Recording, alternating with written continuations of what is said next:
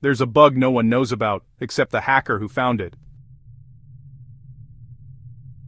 History, from Stuxnet to Log4Shell, 0 days shaped cyber warfare.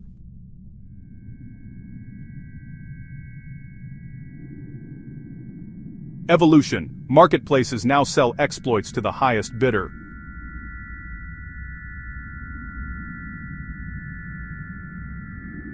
Why now? Increasing reliance on open source magnifies risk.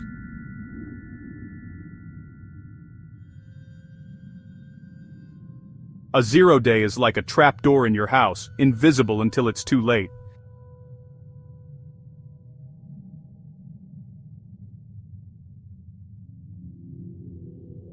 Future outlook, AI-assisted vulnerability discovery and self-healing software. The best defense? Assume compromise, detect fast.